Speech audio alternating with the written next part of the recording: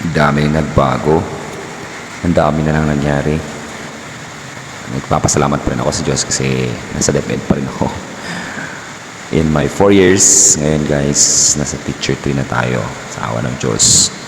Ayan, so nakikita nyo, pag guro ka talaga, dami mo dapat alam. Multitasking. Kailangan mong paghandaan araw-araw ang mga ginagawa mo sa classroom, sa loob ng school. Kailangan ipakita mo sa kanila na ang ginagawa mo ay para sa kanila. Kailangan mahalin mo ang iyong trabaho. Kailangan ipakita mo na mahal mo ang mga batang ito.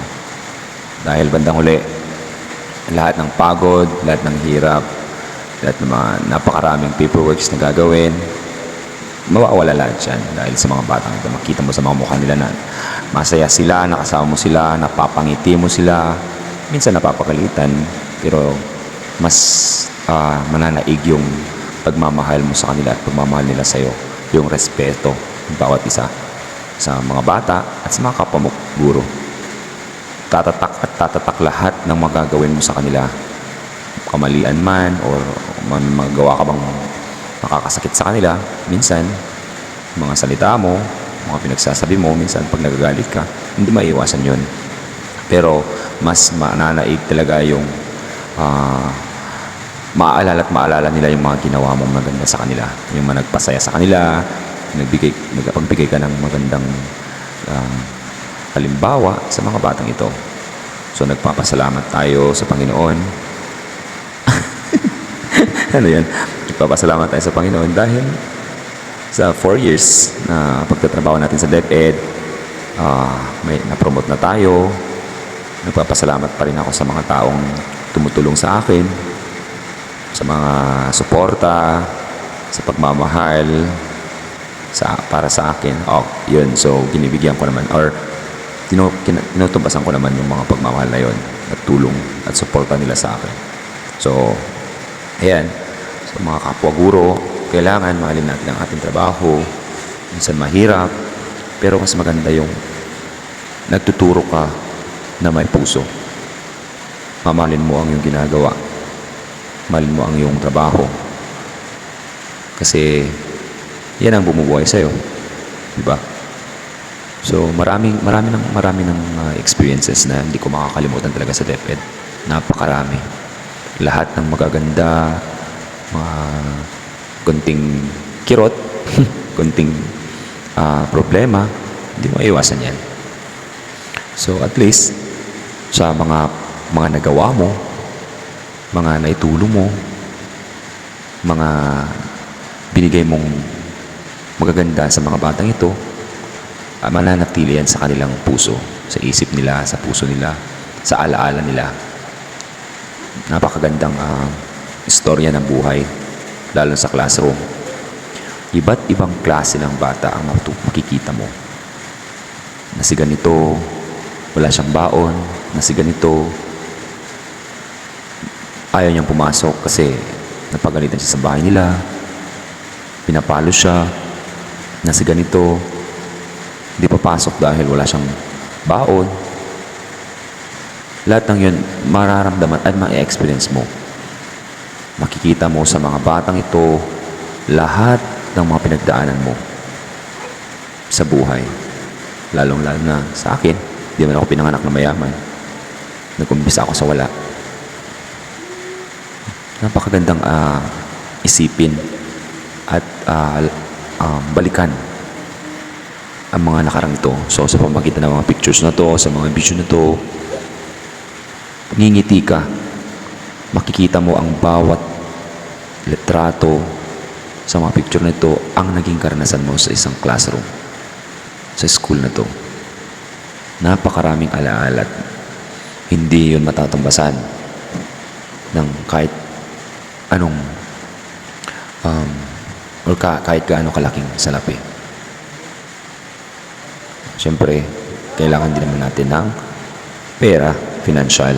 Pero yung financial na yun, hindi mo maiisip na walang-wala ka. Pero pag nasa loob ka ng classroom, pag tinitignan mo ang mga batang to, minsan napapaluha ka na lang. Kasi ang bilis ng panahon. Napakabilis ng panahon.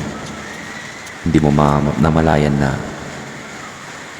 Sila ay gagraduate na, aalis na sila, pupunta na sila sa ibang classroom or aalis sila sa school. Yung iba gagraduate, pupunta na ibang school. Pero tatatak at tatatak ang mga nagawa mo sa kanila.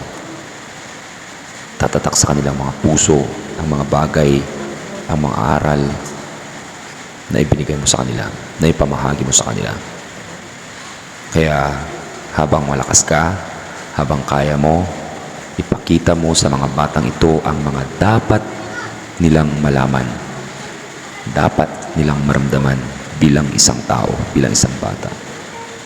Huwag mo silang bigyan ng sakit ng damdamin. Kasi, nandun na tayo kasi alam ko naman sarili ko talagang minsan hindi ko talaga namamalayan na napapalo ko sila. Pero hanggat maaari, iwasan natin yun. Dahil pag nasaktan ng isang bata, isang tao, mahirap niyang kalimutan ang ginawa mo, lalo na't pag masaktan siya.